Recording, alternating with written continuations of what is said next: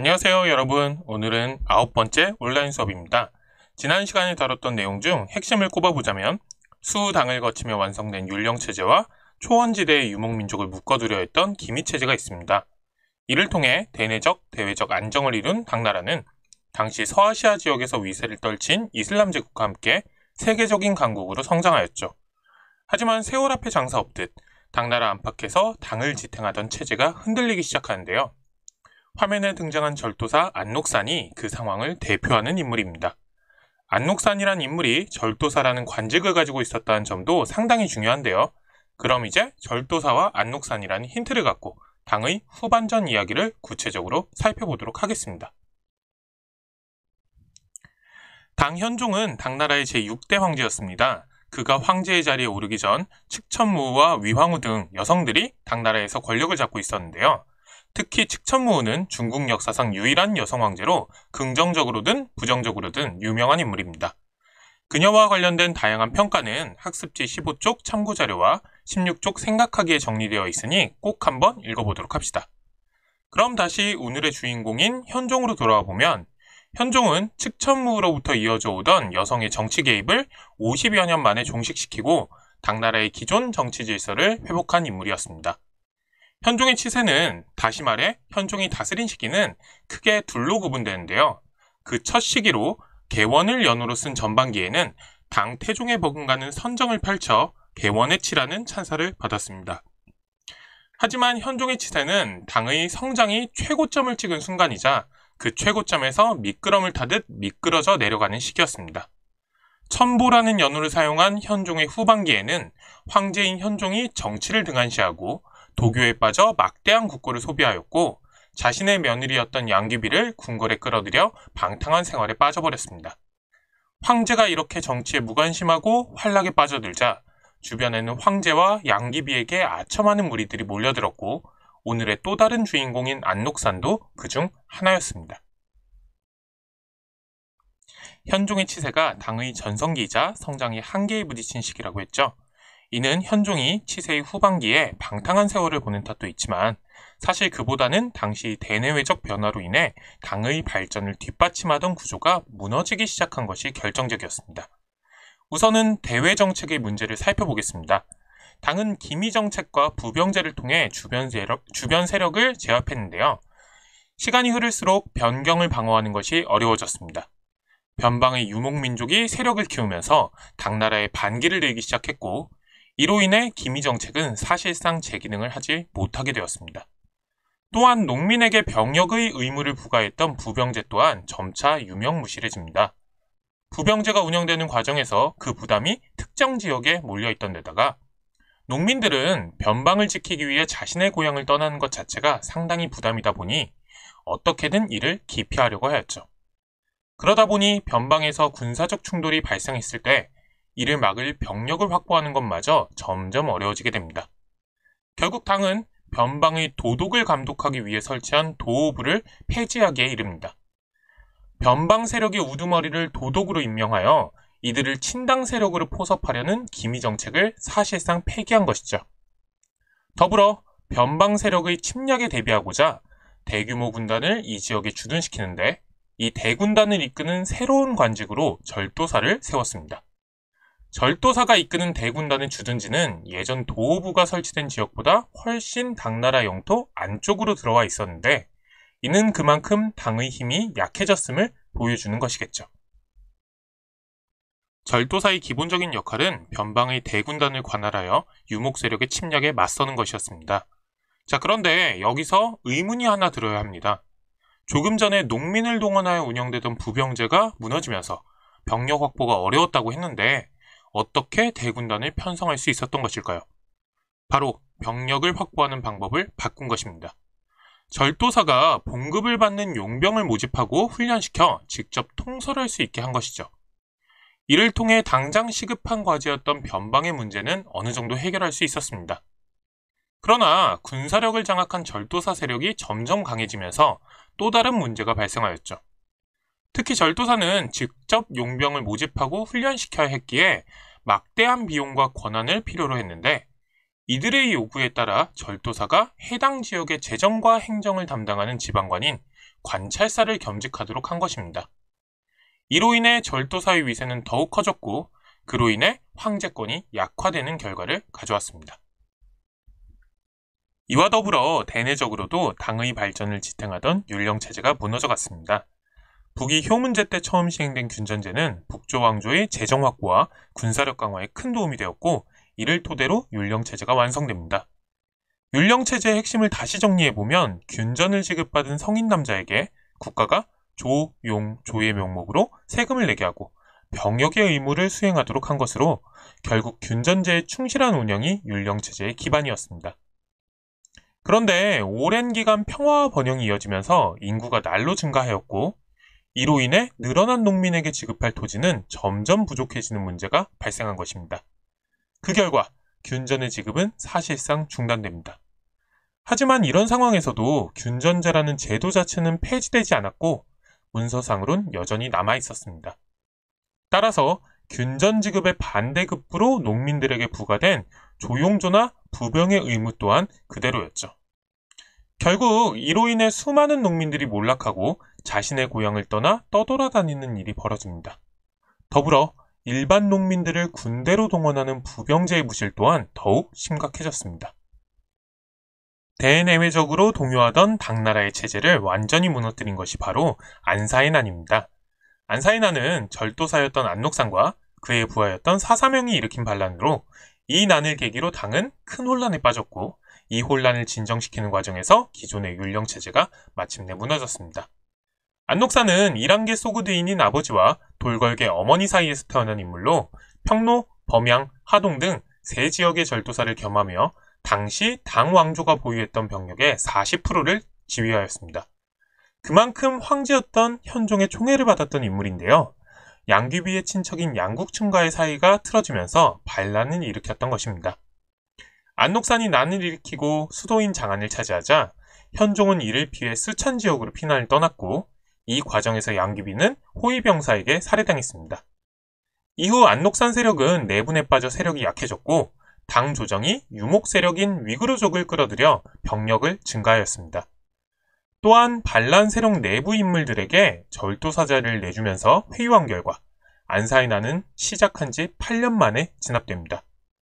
그러나 이 과정에서 절도사직을 남발하여 이들이 사실상 각 지방을 장악하는 문제를 초래하였고 그 결과 지방에 대한 중앙정부의 통제력이 크게 약화되었습니다. 현종 치세의 당의 율령체제는 그 기반부터 뿌리째 흔들리고 있었습니다.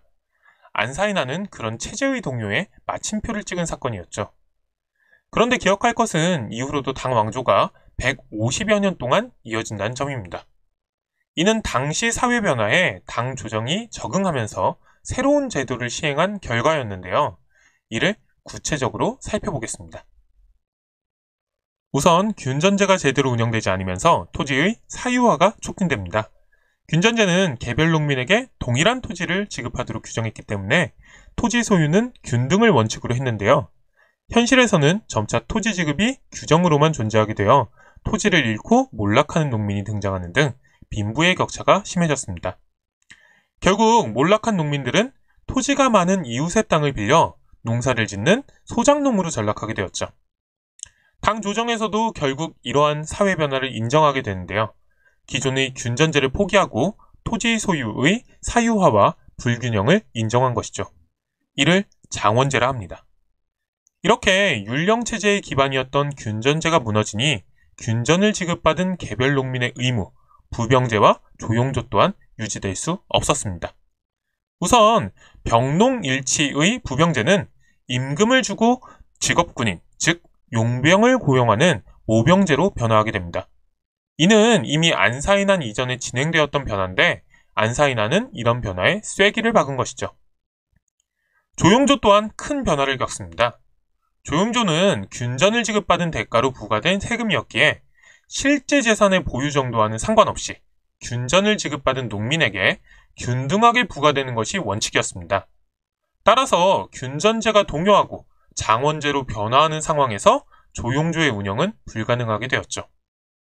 결국 새롭게 양세법이라는 세금 제도가 실시됩니다. 양세법이라는 의미는 세금을 1년에 2차례 나누어 거둔다는 뜻인데요. 사실 세금 징수의 횟수보다 중요한 것은 실제 재산을 기준으로 세금을 차등하여 부과하였다는 점입니다. 부자에게는 많이, 빈민에게는 적게 걷었다는 것이죠. 이는 토지 사유화를 인정한 장원제를 토대로 한 것으로, 이로써 백성을 하나하나 파악하고 통치하고자 했던 율령체제는 사실상 붕괴하게 됩니다. 당나라가 안사의 난을 진압한 후에도 150여 년을 버틸 수 있었던 비결은 지금 살펴본 일련의 제도 변화 덕분이었습니다. 새롭게 시행된 제도와 관련된 사료가 교과서 41쪽에 실려 있으니 꼭 한번 확인해 보도록 합시다. 화면에 안사의 난을 전후로 당나라의 사회체제를 도식화해 보았습니다. 안사의 난 이전의 율령체제가 균전의 지급을 통해 백성 하나하나를 직접 통제하고 이를 통해 재정과 군사력을 확보해 중앙집권을 강화했다면, 안사의 난 이후의 체제는 사실상 장원의 소유주를 매개로 사회를 운영한 것입니다. 토지 소유의 사유화가 널리 용인되면서 넓은 장원을 소유한 지주가 등장하였고, 당 조정은 이 지주들에게 세금을 거두어 재정을 확보하는 것에만 초점을 맞췄죠. 땅을 잃고 몰락한 농민들은 지주에게 땅을 빌려 농사짓는 소작농이 되었는데, 이들은 토지를 갖고 있지 않았기에 정부에서는 이들을 직접 파악할 필요가 없어졌습니다.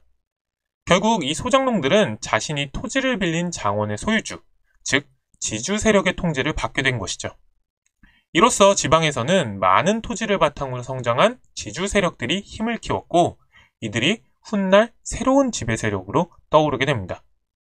일단 이는 다음 왕조인 송나라 때의 일이니 지금은 이 변화 현상 자체에 집중하면 되겠습니다. 안사의 난은 결국 진압됩니다. 어찌 보면 당 조정이 겨우겨우 혼란을 수습한 거죠. 하지만 이 과정에서 많은 문제가 발생합니다. 그 중에서 가장 결정적인 것은 난을 진압하는 과정에서 우호 세력을 확보하기 위해 이놈 저놈 모두 절도사로 임명하면서 각지에 더 많은 절도사들이 난립하게 되었다는 점입니다. 이제 절도사 세력을 통제할 방법을 찾는 게 급선무로 떠오른 것이죠. 이를 위해 당 조정은 중앙군을 늘리고자 했습니다. 그런데 이젠 농민을 병사로 착출하는 게 아니라 직업군인을 모집해야 하잖아요. 그러니까 중앙군을 늘리기 위해선 절도사 세력보다 병사들에게 대우를 잘해줄 필요가 생긴 겁니다. 또 그러다 보니 병사들에게 두둑한 봉급을 챙겨주기 위해서라도 넉넉한 재정 확보가 필수적이었죠. 그 결과 더 많은 세금을 거두어야 했습니다. 그 기반이 아까 알아본 양세법이었던 겁니다. 자, 그런데 이때 수치의 핵심은 바로 강남 지역이 됩니다. 이게 좀 특징인데요. 8년간 이어졌던 안사의 난의 무대가 화북 지역이었기 때문에 이 화북 지역이 엄청나게 큰 피해를 입은 것과 달리 강남 지역은 안사의 난에서 비껴갔기 때문에 반란의 피해가 거의 없었던 겁니다. 그 결과 당 조정은 경제적으로 성장한 강남 지방에서 세금을 넉넉히 걷어 재정을 확보하고 중앙군을 강화할 수 있었습니다. 또한 소금 등의 필수품에 많은 세금을 부과하는 식으로 재정을 확보하기도 했는데, 이로 인해 농민들의 부담은 더욱 커져갔습니다. 결국 이러한 사회 변화 속에서 불만이 쌓여갔고 황소의 난이 일어납니다. 당나라 말기에는 소금세가 높아지는 데다 소금 판매업자들이 폭리를 취하면서 소금 밀매가 성행했고, 이 밀매를 위한 조직이 형성되었습니다. 밀매 조직의 우두머리 중 하나였던 황소가 875년에 조직을 활용하여 난을 일으킨 것이죠. 여기에 당시 착취에 신음하던 수많은 농민들이 가담하는데 그만큼 사회 혼란이 심각했다는 반증입니다. 황소가 이끄는 군사는 880년에 수도인 장안까지 점령합니다. 이후 당 조정이 돌궐 세력의 힘을 빌려 난을 진압하는 데는 성공했지만, 황소의 난을 통해 그동안 당 조정을 뒷받침하던 경제적 기반이 완전히 붕괴합니다. 황소의 군사가 화북을 비롯해서 강남까지 휩쓸어버려 쑥대밭을 만들어 놓았던 거죠. 그리고 이 혼란 속에서 그나마 통제되던 절도사들이 다시 자립하기 시작하면서 사실상 당 조정은 지방에 대한 통제력을 잃게 됩니다. 결국 당은 황소의 난이 끝나고 얼마 되지 않아 절도사 주전충에 의해 멸망합니다. 주전충은 원래 황소의 난에 가담했다가 황소를 배신하고 당 조정에 투항한 인물이었습니다. 이를 기특하게 산 당시 황제가 완전히 충성하라는 의미로 전충이라는 이름을 하사하기까지 했었죠. 그런데 결국 이 주전충이 반란을 일으켜 황제의 자리를 빼앗아 새로운 나라를 세워 907년 당이 멸망하게 됩니다. 이렇게 당이 멸망한 후 각지의 절도사들이 독자적인 세력을 키우고 황소의 난을 진압할 때 끌어들인 돌궐 세력마저 새로이 나라를 세우면서 중국 전역이 분열하게 됩니다. 당시에 화북 지역에서는 5 왕조가 교대로 들어서고 강남 지역에서는 10여 개의 국가가 난립하였기 때문에 이때를 5대 10국 시대라고 부르게 됩니다. 자, 그럼 다음 시간에는 당이 멸망한 후에 이어진 혼란이 어떻게 정리되는지 살펴볼 텐데요. 이때 율령체제가 붕괴한 후 지방에서 세력을 키운 지주 세력들이 새로운 사회 지배층으로 떠오르게 됩니다. 이 점 기억해두고 이제 당 왕조의 문화와 국제적 관계에 대해 알아보고 마무리합시다. 당은 상당히 귀족적이고 국제적인 성격의 문화를 갖고 있었습니다. 이는 당시 문벌 귀족이 사회 지배층이었다는 사실과 당이 주변 세력을 제압하고 세계제국으로 성장했던 시대적 분위기를 통해 유추할 수 있죠. 특히 당은 초기부터 적극적인 대외 정책을 실시하여 서북 지역을 장악했는데요. 이를 통해 7세기 중반 사막기를 확보하여 적극적으로 동서교육에 뛰어들었습니다. 당나라 상인들이 사막기를 통해 서역 지방에 진출했을 뿐만 아니라 서역 상인들이 당의 수도 장안까지 찾아와 교역에 참여하기도 했죠. 이러한 활발한 교류는 국제적 성격의 문화가 발전하는 기반이 되기도 했습니다. 뿐만 아니라 이 시기에는 바닷길을 통해 해상무역도 활발하게 이루어졌는데요. 신라에서 이슬람 상인들이 활동했다는 사실도 이를 배경으로 한 것입니다. 참고로 지도에 표시된 초원길은 몽골고원에서 카스피해에 이르는 초원지대의 교통로로 대개 유목민족들의 정복과 교역의 통로로 쓰였습니다. 이런 시대적 특징은 외국인에게 개방적인 당의 정책적 특징과도 연결됩니다. 당시 당의 수도 장안에는 페르시아 지역의 종교인 조로아스터교나 기독교의 일파인 네스토리우스교 사원 등이 세워져 있었고 다양한 외래 종교가 포교 활동을 하였습니다. 또한 당시에 갈색, 녹색, 청색 등의 유약을 사용하여 광택을 낸 도자기인 당삼체가 유행했는데요. 이 도자기는 낙타나 서역 상인처럼 이국적인 소재를 많이 표현한 것이 눈에 띕니다. 이 외에도 당시 동아시아 세계의 중심이었던 당의 수도 장안에는 수많은 유학생과 유학생들이 모여들었습니다. 당에서는 이들 외국인을 대상으로 한 과거 시험인 빈공과를 실시해서 이들을 당의 관리로 선발했는데요. 이는 당나라가 그만큼 외국인에게 개방적이었음을 보여주는 사례입니다. 이 빈공과에 합격해 당의 관리로 활약한 대표적인 인물로는 신라의 육두품 출신인 최치원이 있는데요. 그는 황소의 난을 진압하는 토벌군에 참여하여 황소를 꾸짖는 경문을 써서 당나라에서 크게 알려지기도 했습니다. 또한 이 빈공과가 당 주변국 사이의 외교적 경쟁을 부추기기도 했는데요. 발해와 신라 출신들이 이 빈공과의 장원 자리를 두고 다툰 몇 차례의 사건이 지금도 전해지고 있습니다. 이제 당나라 때 종교의 특징을 살펴보면 위진남북조 시대에 유행했던 불교와 도교가 더욱 체계화되고 발전하는 모습을 보여줍니다. 그 중에서도 불교의 발전이 눈에 띕니다. 이 시기 불교는 다양한 측면에서 중국적인 요소가 가미됩니다. 그 결과 당나라 때에는 불교가 한층 중국화돼서 이제는 외래 종교라 보기도 어려웠죠. 특히 여기에는 인도의 불교 성지에서 공부하고 돌아와 불교 경전을 새로이 한문으로 번역한 승려 현장의 역할이 컸습니다. 그는 각종 불경을 번역하고 자신의 인도 여행기도 저술했는데요. 이 여행기는 7세기 서역 지방과 인도의 사회상을 보여주는 소중한 사료로 쓰이기도 합니다.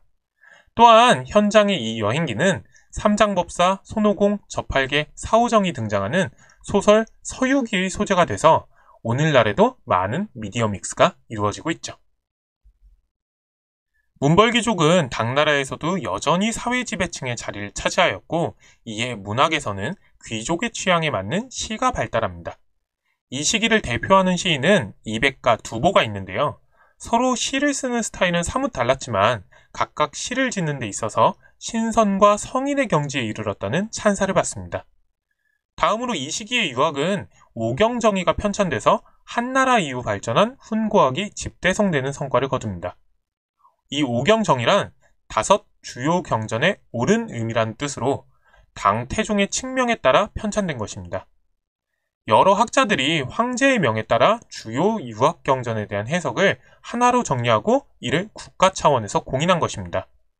이를 통해 위진남북조 시대 한풀 꺾였던 유학의 위상이 조금 회복되긴 하지만 오경정의만이 유학 공부에 유일한 권위를 갖게 되면서 유학 사상 자체가 획일화되는 문제가 발생하기도 합니다. 특히 오경정의의 내용이 과거 시험의 수험서로 사용되면서 이는 더욱 심각해졌죠. 그리고 당시 훈과학 중심의 유학은 인간의 심성이나 우주의 운영 원리와 같은 형이상학적인 문제에는 답하지 못하면서 사상적으로 불교나 도교보단 뒤처진 측면도 있었습니다. 이런 훈과학의 한계를 해소하려는 노력을 통해 유학의 새로운 경향이 등장하는데 이는 다음 시간에 살펴보도록 합시다. 이제 정말 마지막 페이지입니다. 당의 문화는 주변 국가의 정치 및 문화 발전에 큰 영향을 끼쳤습니다. 그 결과 한자, 유교, 율령, 불교를 공통 요소로 하는 동아시아 문화권이 이 시기에 형성되는데요. 이와 관련된 내용은 교과서 44쪽에 자세히 정리되어 있으니 꼭 한번 확인해 보도록 합시다. 지금까지 율령체제와 기미정책이 붕괴하는 과정에서 새로운 사회의 실마리가 나타났던 당의 후반전 이야기를 살펴보았습니다. 안사인안을 기준으로 당의 전반전과 후반전은 상당히 다른 모습을 보여줍니다. 이는 당 왕조의 흥망성쇠라는 점에서도 큰 의미가 있지만 그보다는 당시 중국 사회의 체제를 구성하는 근본 토대 자체가 변했다는 그 점에서 더 큰 의미가 있습니다. 즉, 당 후반기의 혼란과 당의 멸망은 하나의 왕조가 무너진다는 의미뿐만 아니라 새로운 시대로의 전환이라는 점에서 중요한 의미가 있다는 거죠. 그리하여 다음 시간에는 새로운 사회 지배층, 새로운 사상, 이전에는 보지 못했던 국제관계 등 다양한 변화를 살펴볼 수 있을 겁니다. 그럼 다음 시간에는 당 멸망 후에 5대 10국의 분열을 끝내고 다시 중국을 통일한 송나라가 어떤 변화상을 보여주는지 알아보도록 하겠습니다. 긴 수업 듣느라 고생했고 오늘 수업은 여기까지입니다.